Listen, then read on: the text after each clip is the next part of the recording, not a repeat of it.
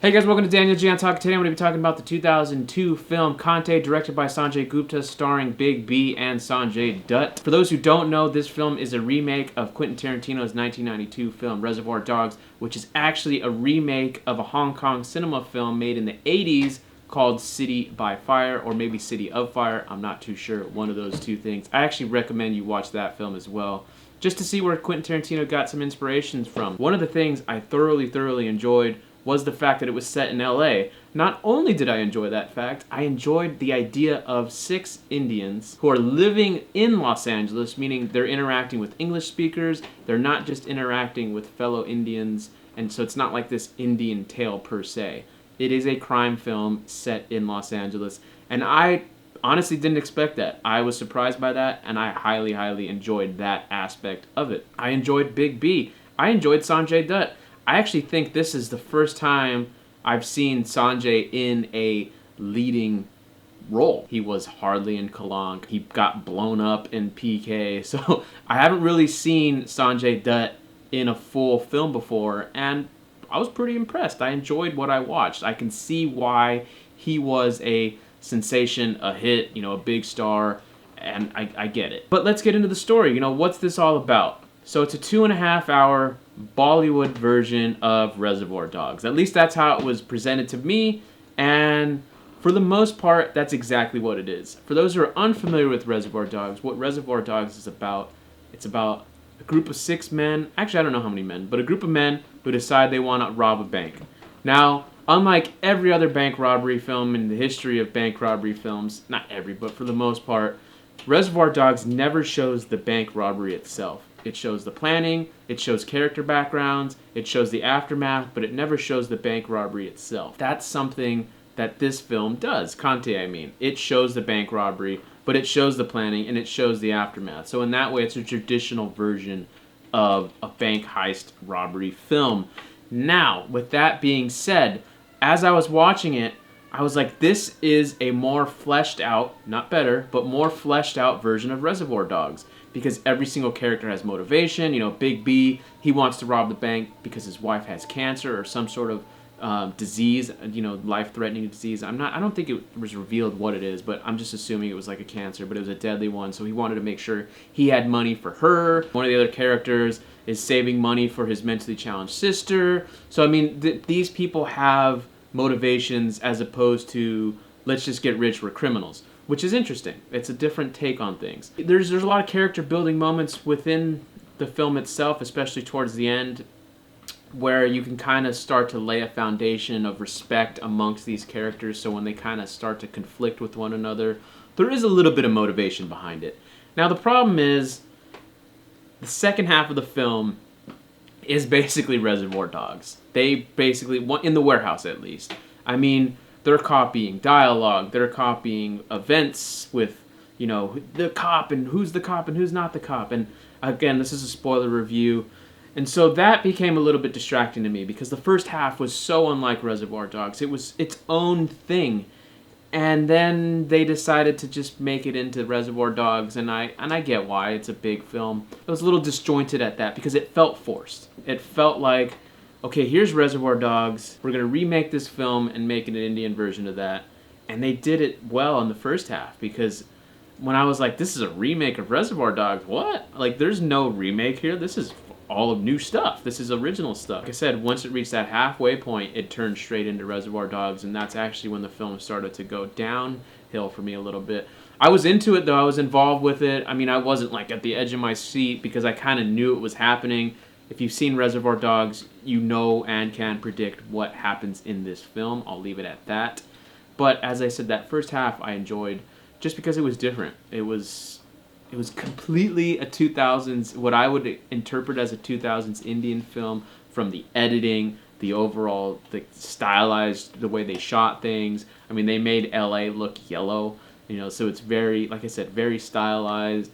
And then there were some iconic shots that Tarantino did, the slow motion shot where they're walking at the very beginning. But they fucking made it super Indian, which is You know, not an insult. I'm just saying that is what it is. That's Indian cinema. You know, that's what was intriguing to me about this, to see the Indian version of Reservoir Dogs, and it lives up to that, because you know, you see the slow motion shots, and then all of a sudden it starts like panning and all over this crowd, like just frantic cinema and it's just, I don't know, it's amusing to me. I want to take a step back here and get a little personal. So the film takes place in LA, as I've mentioned before, and not only does it take place in LA, the middle sequence, the bank robbery itself, that shootout and all of that good stuff, actually takes place where I was raised, where I was born and raised. And not just Los Angeles, but San Pedro, like I said, where I'm actually born and raised. So I was actually seeing landmarks that I grew up with and grew up around.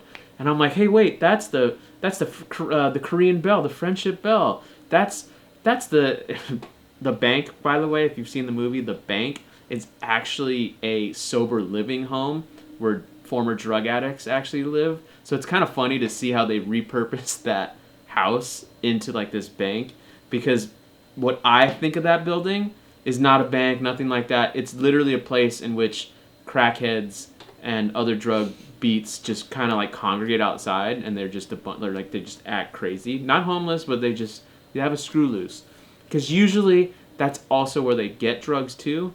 So, like I said, it's interesting to me how the power of cinema, you can really change any building into whatever you want based on context, based on visuals, because the inside of that building was not a bank. I'm telling you, I know, because right next door is a post office. So, like, I'm just saying, like, that down there, that's, like, there's a part where Sanjay Dutt's, like, sliding down the hill. I've walked up that hill plenty of times. So, seeing these things, it made the film special to me in a weird way. I can't hate it because it was shot here. I can't wrap my head around the fact that 18 years ago, they were filming a fucking Indian film in my hometown, which is a remake of Reservoir Dogs, which is one of the first films that got me into film. And now, here I am 18 years later, reviewing this fucking Indian film. And it's weird. Fucking life comes full circle, to be honest with you. It's just fucking weird. And what's really weird is I feel like I remember them filming this movie, because I remember my aunts or my grandma talking about explosions going on and things like that. So I can't confirm that. Maybe this is just me trying to like think that that's what but I remember as a kid seeing filming going on, and I don't remember them being there and stuff. But that's a personal side note. Obviously, it has nothing to do with the movie itself. It's hard for me to really get in depth with this film because it's a very surface level movie. Did I have problems with it besides what I've already mentioned? Yes, of course. There's definitely some nonsensical moments. Some that D&T pointed out to me. After the bank robbery, they all pull their masks off for like no fucking reason. I mean, there's little moments like that that genuinely just, I don't know. I feel like they're a product of early 2000 Hindi cinema. And that's not an insult. It just is what it is, man. You watch some early 90s fucking Hollywood movies or 80s movies, and there's some cringe factor to them, too. I mean, no films are exempt from that stuff, because it's not the filmmaker's fault that they made a movie that was reflective of the times. I mean, it is what it is. I get it. I mean, there's the editing, like I said, there's just, sometimes there's over-editing where they're actually adding that sound effect, which is funny to me. The songs were extremely distracting. I fucking hated all of them. I thought they were useless and pointless, but these songs just didn't add anything in there. I think this was the first time that I've experienced traditional item numbers, because it was just a bunch of hot girls dancing and singing, but not really adding anything to the story. Big B loved to shoot his gun in public for whatever reason. You know, they were on top of a rooftop and they were just shooting their guns, target practice on a building. I don't know about India. I can't comment because I know that there's heavy gun regulations there. I don't think in Mumbai you would see people shooting on their rooftops, but I could be wrong. Let me know in the comments. But in Los Angeles, I guarantee you in the year 2000, there was no people shooting on their rooftops. They would have the SWAT team, helicopters, all bunch of shit if some people started shooting on the rooftops. And then there's other things towards the end, like when Big B was showing how threatening he was at the warehouse, he started shooting the walls or whatever. Again, these little elements, I get why they're there, but it's a little dated. I'd give the movie like a 5.5.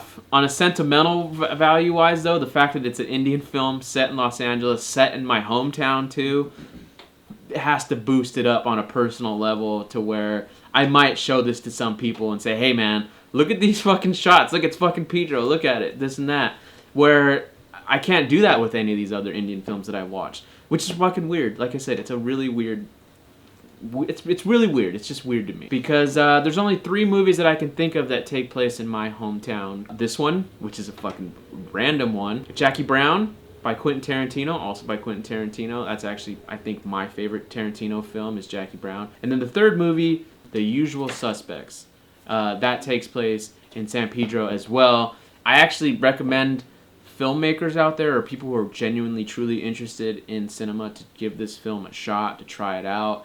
Because it seems like not a lot of people have heard about it, which is weird. You know, I would assume a Quentin Tarantino remake would be more popular amongst the audiences out there. I'm not saying that's a good movie, but something that people would check out. But anyway, that'll do it for this one. Let me know in the comments what you guys think about this film. If you've seen it, let me know what you think, and we'll see you on the next one.